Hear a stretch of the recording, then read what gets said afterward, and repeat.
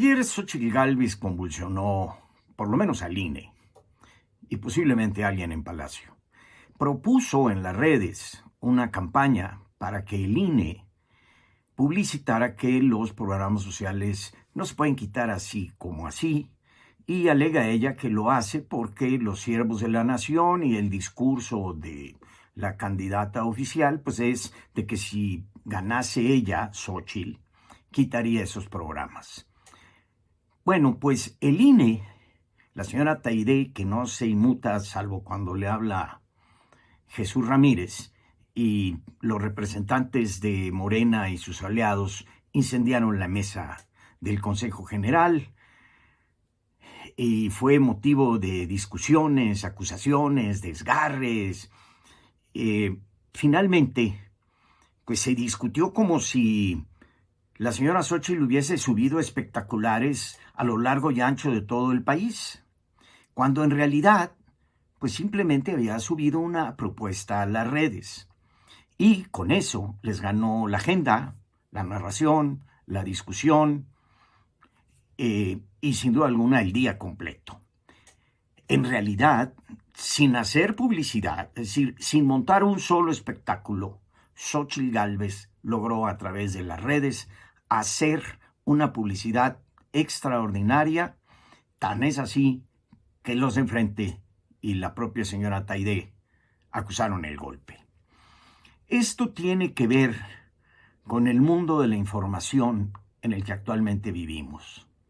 Un mundo en donde privan, junto con la verdad, las fake news y lo que le llaman la posverdad. Y esto es muy importante porque lo único que cuenta es la información. No importa si es verdad, si es mentira, si es lógico, si es absurdo, si es demencial, si es ruin, si es deleznable. Lo importante es que corren las redes, porque para cuando se desmienta, cuando se pruebe que es absurdo, cuando se logre aclarar que lo que se está proponiendo es ruin, pues ya causó el efecto, porque lo que busca la información es el impacto, no necesariamente la verdad, no necesariamente la razón. Y este ejemplo que vimos ayer con Xóchitl, lo vemos todas las mañanas con el presidente de la República en la mañanera. Usted se acordará, fue una fotografía paradigmática. Pasaron muchos meses sin que se tuvieran imágenes del hijo menor del señor presidente de la República, y de repente, en medio de una crisis, el presidente se fue a macanear como para aparentar que no pasaba nada, y alguien le tomó una foto al hijo menor y la subió, la circuló en la prensa. Y era una foto donde el muchacho, al que hacía mucho tiempo no veíamos, pues aparecía sobrado de peso, y era una foto que no le beneficiaba mucho. Lo curioso aquí es de que era una actividad privada del presidente a donde no puede ir nadie más que los que acompañan al presidente, y que la fotografía estaba tomada a 2 metros del presidente y de su hijo. O sea, esa foto la tomó alguien que iba con ellos. No fue tomada con un telefoto a muchos metros de distancia. Fue tomada posiblemente con un iPhone, con un teléfono, a 2 metros de distancia.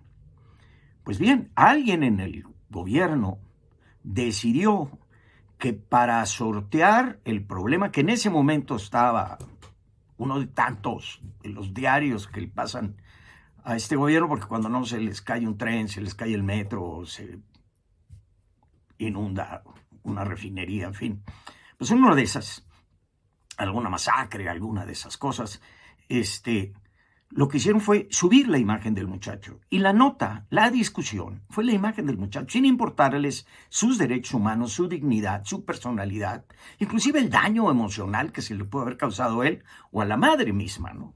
Pues en fin, vivimos en un mundo en donde lo que priva no es necesariamente la verdad, ni la rectitud, ni la belleza, ni la razón, sino el impacto informativo que se logre tener con alguna nota. Si bien vemos, Xóchitl lo que hizo fue utilizar las estrategias de artimañas de comunicación de López Obrador para lograr un impacto mediático, haciendo creer, inclusive al propio INE y a sus enemigos, a sus contrarios, que el país estaba lleno de espectaculares sin haber puesto un solo espectacular. Es decir, les impuso una realidad que no existe. Y nos la impuso también a nosotros. ¿Esto qué quiere decir? Que no importa si sea López o si sea Xóchitl, hay algo adicional en esta ecuación en donde estamos fallando nosotros. Y aquí es donde yo quiero rescatar lo que sucedió ayer para decir que creo que nos hemos equivocado rotundamente de pelea. Durante años hemos estado combatiendo a López Obrador por sus mentiras, por sus engaños, por sus insultos, por sus difamaciones, por sus excesos, por sus locuras, por sus mañaneras.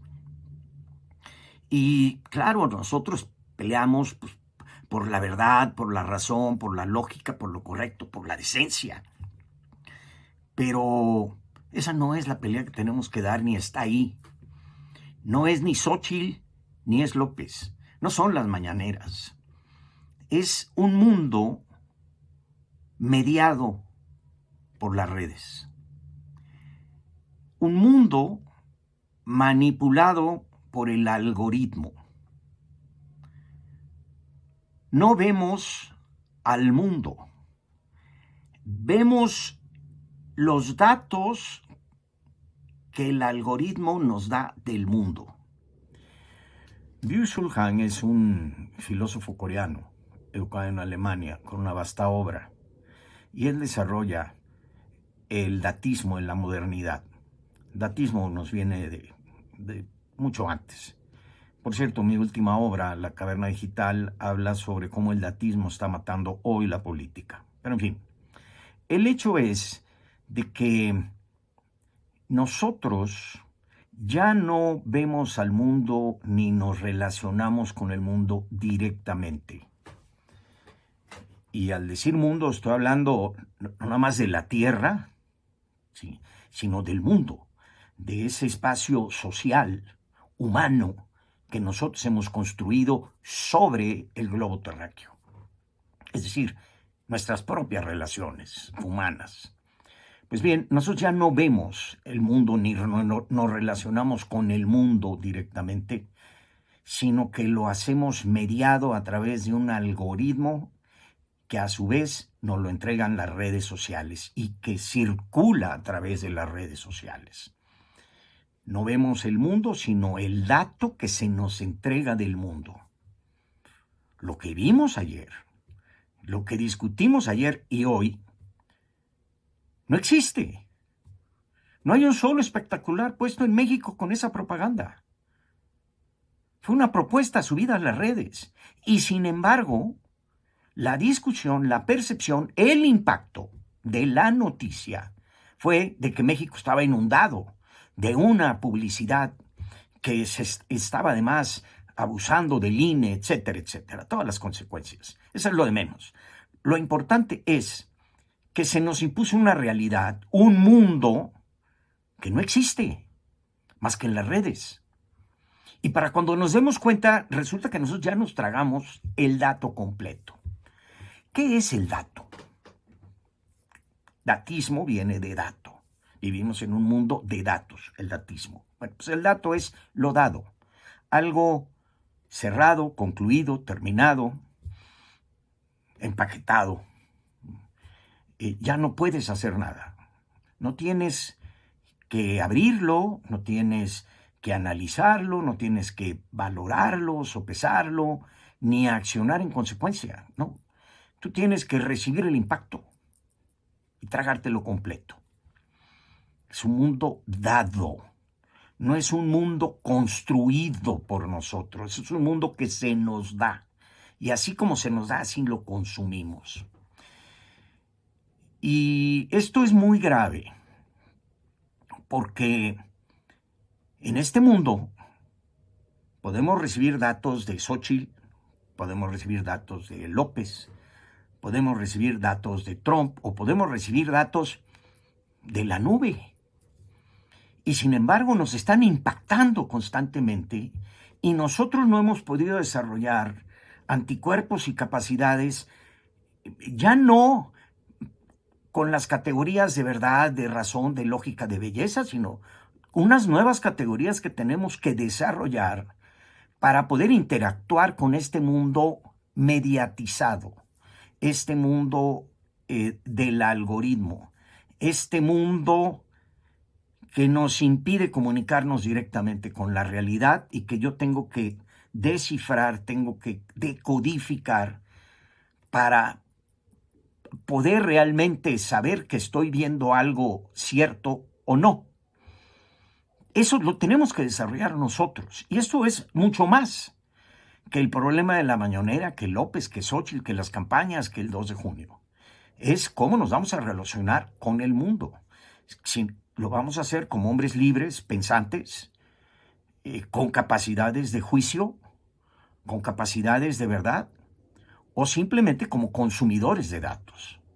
Es decir, nuestro problema es de que terminemos encapsulados y vayamos como cibernautas en una nave dirigida por un algoritmo y que nos lleve por unas redes en el universo y que solamente podamos ver al universo a través de una mirilla, que es la pantalla de nuestros celulares.